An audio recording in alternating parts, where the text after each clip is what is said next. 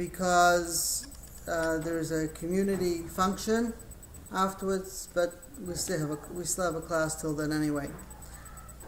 We're doing the second verse of Bereshis. V'aretz haysa soya v'voyo.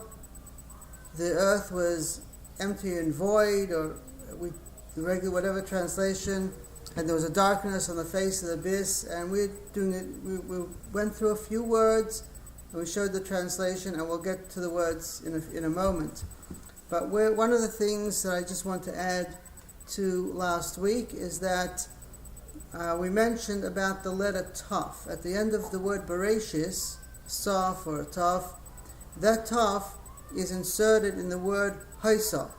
It could have written V'aretz Haya, it was, but it says Haysa. It adds a Taf there, and that's the energy of the Taf comes into the second word of the second verse.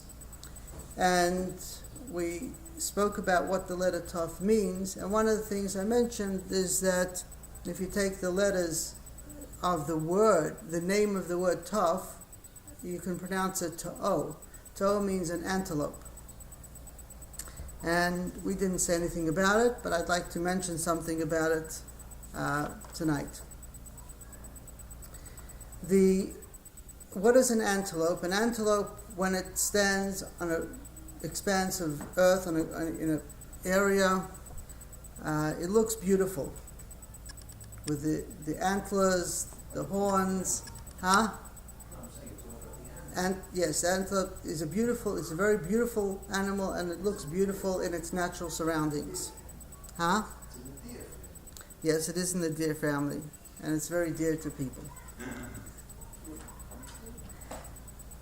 So it's interesting that the word, if you take the letter Hey and you add it to the word Ta'o or Tav, it becomes Taiva. So if you spell it Taf, I, Aleph, Vav, then it becomes Taiva. It's an extra. What is Taiva? Taiva means desire. And one of the things that we had translated is the word Oretz, which is translated as earth.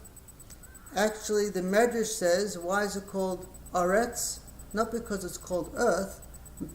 From the word Rotz, it has the word to run in it. In Pesha, Rotz is Allah Sakona, it wanted to do the will of the Creator, had a desire to do the will of the Creator. So we translate it as desire. And we spoke about the desire of the Creator in creation. So Bereshis is the general energy or term for the whole creation. Maisa Bereshis, the whole creation is Bereshis, the desire of the Creator. So the Taf, the end result, or the end of the creation is the desire, whatever that end is. And so the Taf is the end of the letter of Bereshis, the first word. The word Oretz, the desire is in the Oretz, in the earth, in the physical realm, to reveal the Creator and the presence of the infinite in the physical, in the limited. And so the desire of the Creator is here. So it's interesting that the word Tav, also if you expand it by adding the Hey, it means desire as well. So there's the desire of the Creator in creation. And it's very interesting because desire has limits as well. The word desire, there is also the meaning, if you have desire and you don't have limits to that desire, then things go out of balance and they can become destructive. And so too, when you see things in nature, they're desirable, they're beautiful. If you leave them the way they are, balanced in nature, then everything is fine. Once you start extrapolating and you start expanding on it and using it not where the Creator wants it, it creates destructive elements as well. So desire is good when it's used in the right way, but desire can be destructive without limits. And this is very often, people have that with not just nature, people have it in many things. We desire things for one reason or another, and then we find out we desire something, we have it, and then we don't want it anymore, we don't like it, or we like it, and we try to make more of it what it is, whether it's in relationships, whether in relationship to different things. And so desire does need a balance. And in fact, the word desire is used as a balance. There's a pasuk which uses taiva as a limit. The limit, the edge of the earth ends, the limits of the earth. There the word taiva is used. And so I think one of the lessons we can learn here is when you do the will and desire of Hashem, you do it in a natural way, then everything keeps balance. But when you try and go beyond the borders that the Creator set up in nature, and you try to create your own things separate from that, or things you think you can control, you want to control, or you want to have something more than what you have, then you create imbalances. Sometimes you have to let things come to you instead of chasing them. You want things and you chase it. So you try this, you try that. You create imbalances in your chasing. But if you let it come to you when it's the right time, then it happens in its right place. But these are all things connected with desire. So the word aretz, anyway, means desire. That's how we've translated, or from ratzon, will. So the first word is va'aretz, and the earth, or the will of the Creator, desire. The second word we translated hoisa, becomes. We put it in present tense as it's a verb, an active word. Tohu vavoya we translated as movement without form and flow without shape. So tohu is movement without form. Vohu is flow without shape. They're similar but different.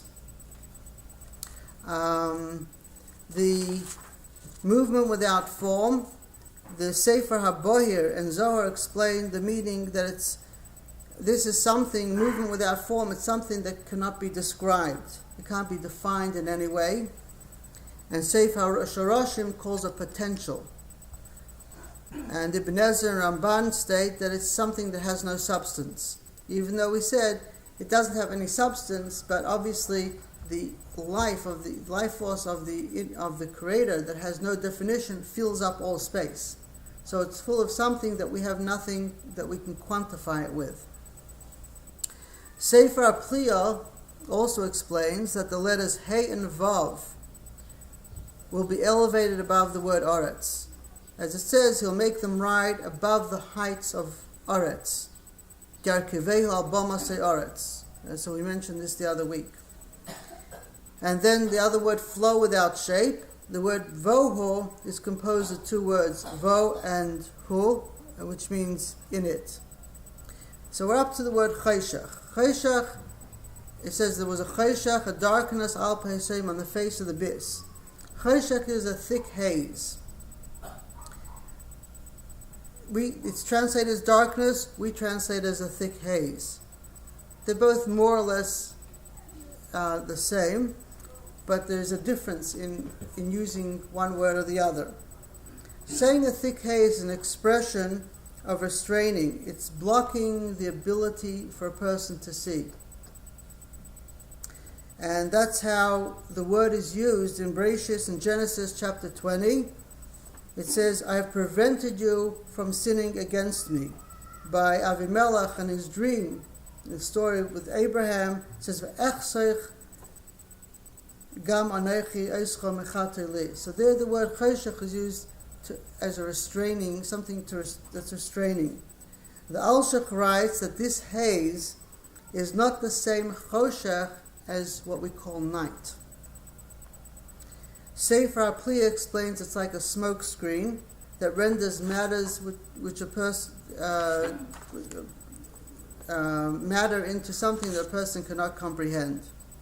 The Sforno and the Gra write it's a creation of its own. It's not the lack of light. So there's a discussion if choshech is something of its own or not. Since this choshech is different from the regular choshech of night. Regular choshech of night, you could say, is just a lack of light. but this is a different type of choshech, and it's a creation of its own.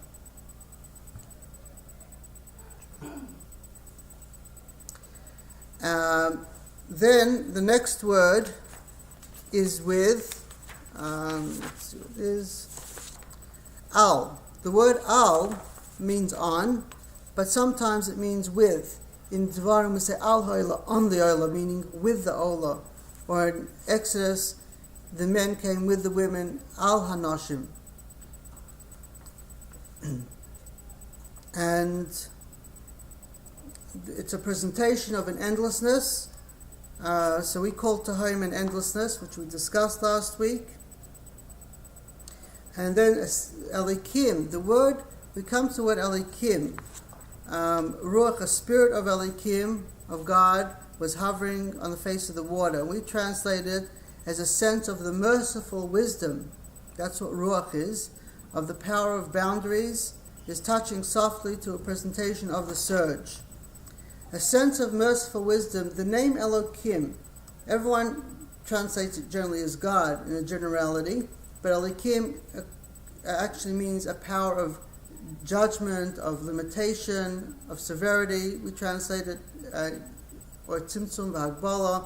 So we call it a power of boundaries, because in order to create, you have to have boundaries.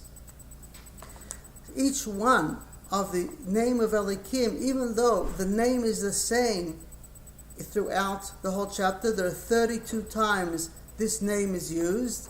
Nevertheless, each time it has a different power and different energy, a different limitation. In this place, it's a sense of a merciful wisdom, which in Shmos it says, "I'll fill him with ruach Elikim, with wisdom," which is knowledge and understanding.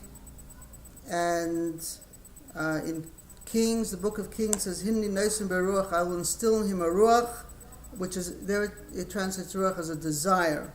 And Psikta Zuta, it says this is a moisture of a sense that comes from mayim, which is water, or as we call a surge, it's a flow.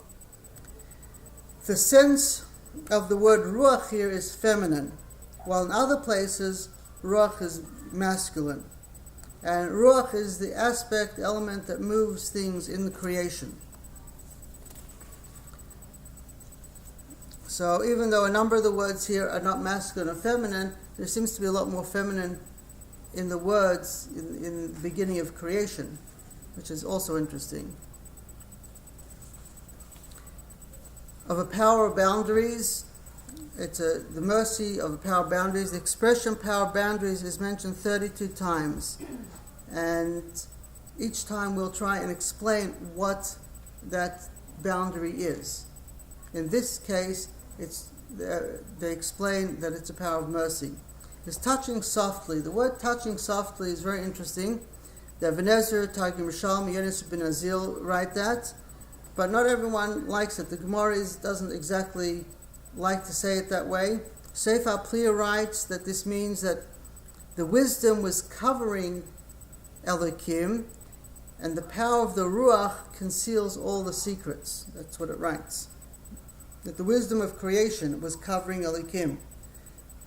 It was covering those boundaries that had to be created, or were being created. And in Devarim, Deuteronomy, it says like an eagle hovering over its young. In Rashi's commentary, there is touching, motiv, touching and not touching. The Talmud, the Chagiga, says that separation or distinction has not yet occurred in creation. Everything is still one.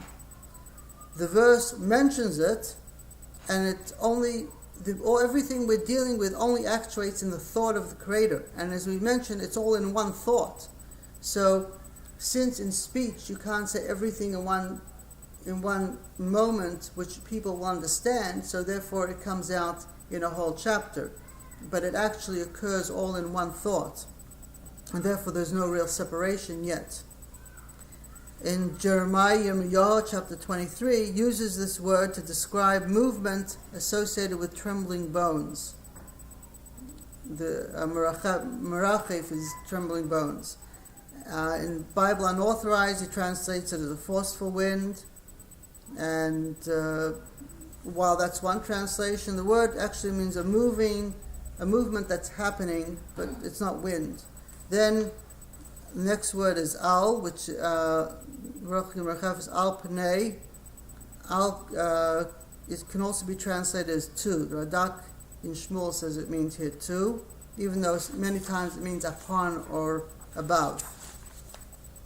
Presentation, the word face is used, but in Bereshis, in Genesis chapter 41, it says, and the hunger was on the face of the whole earth.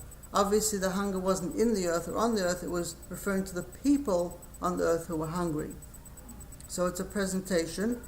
And the surge. The word mayim, which is translated water, actually we've explained with the word shamayim, that it's a flow, tremendous power of flow of water. It's like a surge of tremendous water. So it's really the surge that's happening.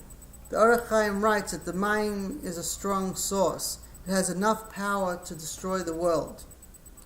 And there's a well-known Talmudic story about 4 sages who entered the spiritual realms known as Pardes. And one of those was Rabbi Akiva.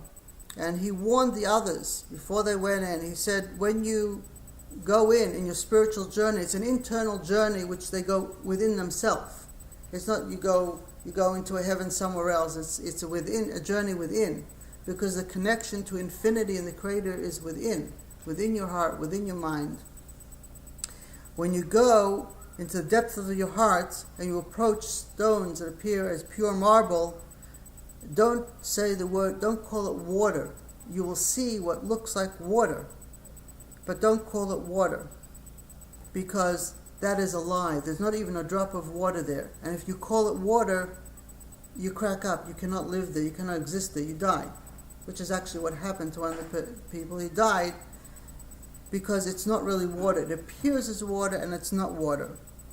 And in Tehillim 101 it says, in Psalms it says, will not sit in my house a doer of deceit, a speaker of falsehood.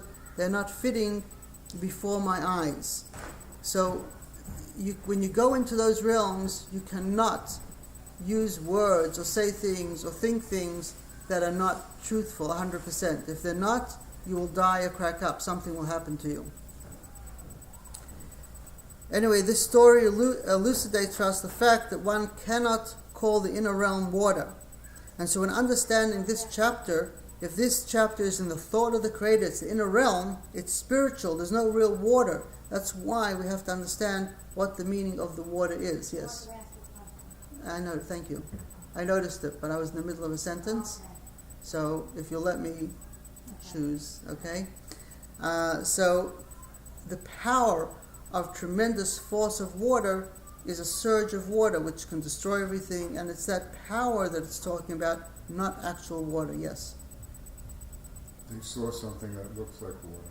Yes, what they saw looked like waves, and so clear waves, so it appeared as if there was water there.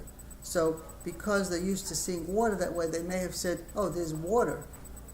But had they said that, then they would have disrupted their inner journey, because they were saying something that was false, not true. Do they know what the waves were? It doesn't matter what it is. What's important is not to say something that's not true. Many times people try to say something, to quantify, say something, they don't really know what it is, but they try and put words to it. They try and say what it is. You hear many times things happen, people already judge. They know what it is. They say this, they say that.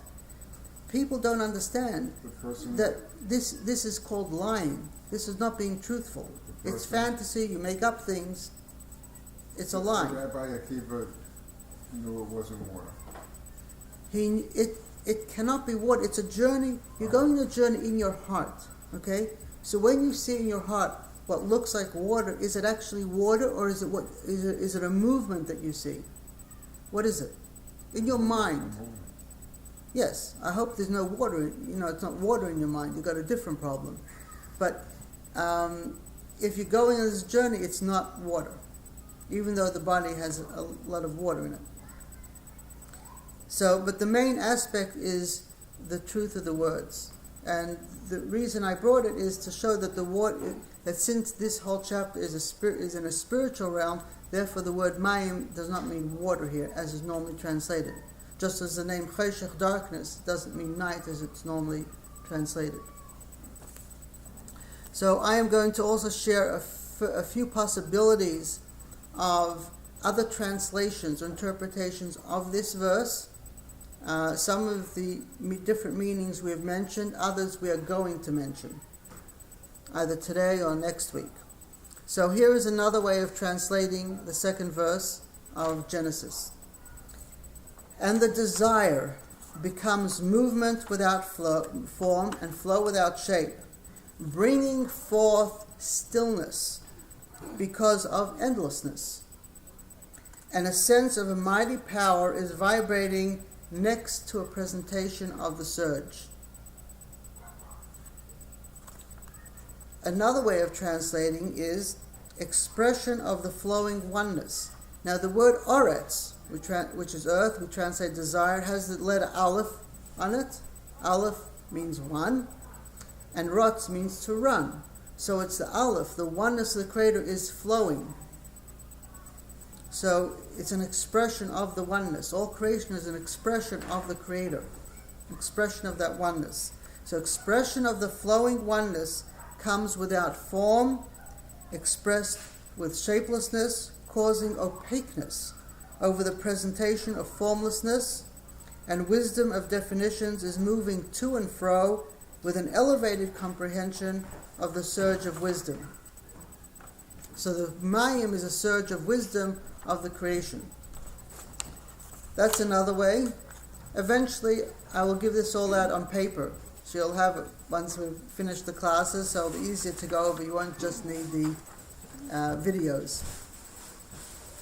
And the oneness with flow comes with wondering, as it contains something of a non-descriptive matter that is a presentation that is tumultuous, and a sense of the mighty power of boundaries is vibrating in conjunction with an expression of the powerful surge. And sixth way to translate the verse is, drawn forth the flowing oneness is without form, without shape, coming forth without description, because it is constantly turning in turbulence, and a sense of a power of delineation is stirring because of an appearance of the surge of wisdom. Actually, in the sheets I'll give out, I'll be putting which translation goes with which words. One more is, and the desire was wondering, tohu, it was wondering, what was in it, as there was lacking in comprehension due to the seeming disorder, but a spirit of discernment protected the desire from the surge. So that follows also the translation of Bereshis, which we mentioned from the Unclus. They translate it as Bekadmin. And sentence 1 would read, before the details of Shemayim and Oretz were brought forth. This is a commentary. The verse continues, the general aspect of Oretz was wondering what it's here for, because man wasn't created. The ultimate purpose of why everything was created had still not been brought forth. So everything was just still a question. What are we doing here? What's happening? Okay. Any questions? Nothing yet. Yes.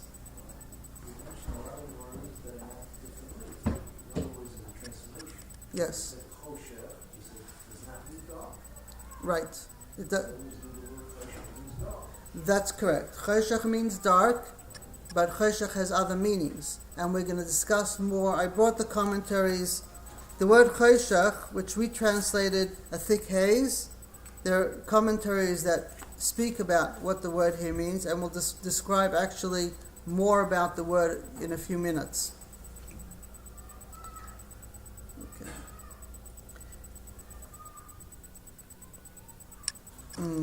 Okay, we're going to go, we've done a little bit about the desire, which is the first two words, and I'm going to go, and the word hoiso we did a bit of last week. So I'm going to go to the next word, tohu vavohu, movement without form.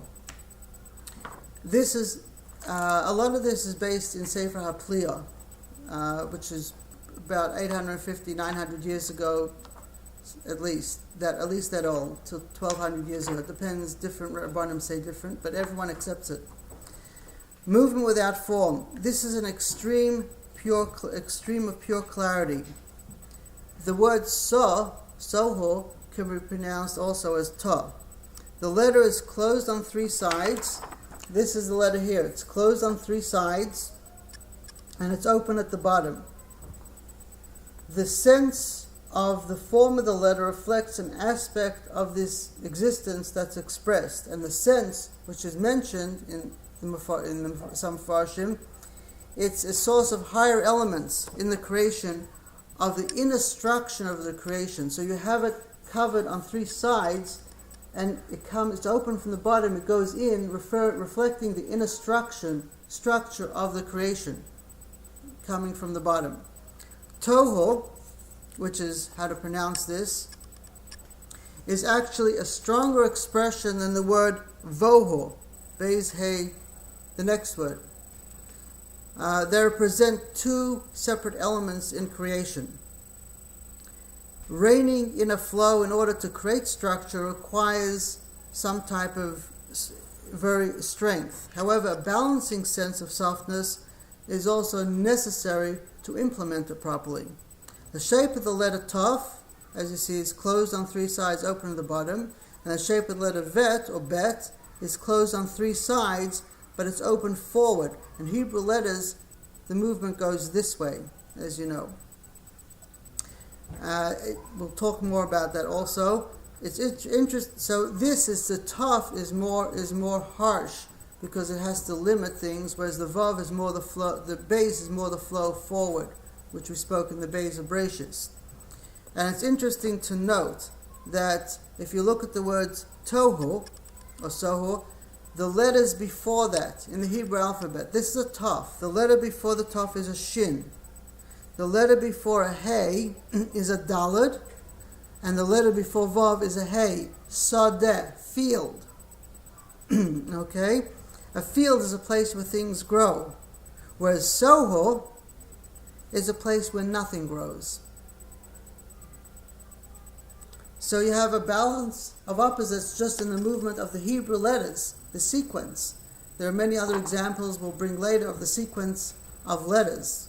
It's another interesting way of interpreting the Torah, how letters follow one another in different ways. Part of it is gematria, but it's interesting. Now, flow, bohu, we translated flow without shape. This holds the shine of the extreme clarity. So whereas this creates the ability for it to express, this holds the shine, and it's a spiritual shine. Now, in the pasuk it says tohu vavohu, and I didn't put the vav here, but the vav which goes here, it's the same. It looks like that. It has a little head on top and then a line. That means that it's bringing down from above something coming down. It's coming down to connect with the vohu. Now, there is a vav. The vav we pronounce va, and so we pronounce this also va as well. They're both two vas. But there's a difference in the shape of it. Anyway, so we called Choshech. We're going to come back to the letters and more. I'm just doing a little bit at a time, so it's not too overwhelming. Choshech we call the thick haze. Thick meaning no comprehension. And that idea of thick gives the idea that there's something happening here that's beyond our grasp. And because it's thick, it can also be a source for negative energy that exists before a positive balancer is brought into the mix. You have positive and negative energies, and you wonder where they're coming from. The choshech, a thick haze, is where the thickness is where negative can come from. And then you need positive to balance it. The haze, this represents another aspect in creation where there's no form or shape. Physical light or dark do not exist here, just as water doesn't exist here. And there's no way to actually clearly distinguish matter from our perspective. So there are many different levels and types of haze. What is a haze for one person may be clear for another. What's a haze in one level may be clear in another. What's clear in one may be haze in a different place. Here we're talking about spiritual levels where there's an infinite amount of spiritual levels, one beyond another. And just like in heaven and earth, the place you are, beyond you is heaven. But people, if you're in a different space, your heaven is in a different place. When we leave this earth, it's a description of many heavens. Whatever level is above you is called heaven, and the level you're at is called Aretz. But generally, the word cheshach refers to that which a person is unable to comprehend. So when we say that there's cheshach, I mean there's no comprehension on the face of the Tehom. The word cheshach is a combination of two words, chosh, which means a sense or feeling, and the final letter chaf, which is drawn down. It's long, like the vav, but much longer. The word cheshach has two words, chosh and shach. Both words refer to stillness. The word shach is used in Bereshis. The waters were stilled. Vayashocha hamayim. The waters were stilled. That was by the flood. And in the book of Esther, kashoich chamas hamelach. The anger of the king was stilled. It quietened down. And in the book of Yirmiyahu, it says, they lie quietly in ambush. Kashach yukushim. The word chosh is also used in Tilim, where it says the waves were stilled by vayechashu galehem. So the both words actually are combined of a stillness here. The life force that comes from the end of the first word of Bereshis flows in the space that is cleared for an existence to emerge. From there it flows to the Tehom. The space between the Tehom and where it flows from is called cheshach, because there's no comprehension of that we have of that space. When we spell out the names of the four letters that comprise the word v'cheshach, so I didn't write it up, but every Hebrew letter has a name. So the word v'cheshach has four letters to it. Four letters. The first one is a vav, then a ches, then a shin, and a chaf. The numerical value of the second and last letter, the vav, v'cheshach. The vav, the first letter and the last letter is vav and chaf, is 26, which is one of Hashem's names. Yud Kei Vav Kei, one is where that's. And then the numerical value of the first vav and the chaf, which are pronounced in the words, equals, v'cheshach.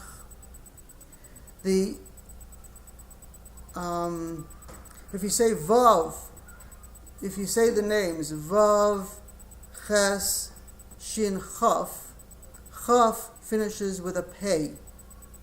Okay? A pei is 80. So if you take the name of the last letter, the first letter and last letter, if you take the name of it, so the first letters of the name is 26. The second letters of it, there's only two letters in each. Vav is vav vav, so it's a vav, and chaf is chaf pei, is 86. 26 and 86, which is reflecting names of Hashem, of the Creator in creation. And they also have their own meanings here, but that goes into gematria, into numerical things, yeah. 86 is Elohim, right? 86 is Elohim, yes. which is the power of boundaries. That is correct. Now, if you take those letters away, okay, then you're left with still other letters. The ches is chaf taf, the shin is shin yud, shid yud and nud, and they can be read as nachas shai. Nachas means to rest or have pleasure from. If a person does things that cause pleasure to the Creator or the Creator's presence then rests upon the person or is more felt in this realm. Then the person receives shai, a gift. Shai, which is a gift, is numerically 310. And it says that in the future, when Mashiach is here, when the balance is restored, everyone will receive shai 310 olamas. The gift will be in 310. Why is it 310? Because that means the presence of Hashem will be felt throughout everything, and that will be the greatest gift that everyone can receive. But the 310 worlds that it says that every tzaddik will inherit, shai olamas, 310 worlds, is reflected here in these words. And people wonder what is 310 worlds, but it actually refers to the presence of Hashem, how it's felt in different worlds, and you'll feel the presence in many different ways. The letter nachas can also be rearranged to nateach, to cut up. And this is something that happens during life, that we become cut up in many different ways, with positive and negative. The Chayshach grew so great until it formed the Tehom. So Sefer HaPliya says that while the Bereshis, between the space for creation that was opened up and the Tehom is Chayshach, he says the Chayshach, the not knowing, the unknowingness was so great that it created the abyss, the Tehom, that endlessness. The next is al, with. With also, al can also mean next to. It says ish al diglei in Bamidbar, which we read a few weeks. It says ish al diglei, which means next to, each person next to his tribe. And also there it also says v'olav matei Menashe, which means not v'olav on top of him, but next to him. So the word here, I translate not next to it, but rather as with. A presentation. It also means, al also means because of, or for, as it says in Tilim, ki alecha hiragno kol hayom. And Tilim says, ki alecha nasasi cherpa, and also it says the word together with, in addition to, or because of. So there the word al, alecha means on, but it also means because of, or for. Anyway, al panei, a presentation. I will continue this next week. Since tonight there is a community gathering, we will stop here and we will continue this next week. Okay, thank you very much.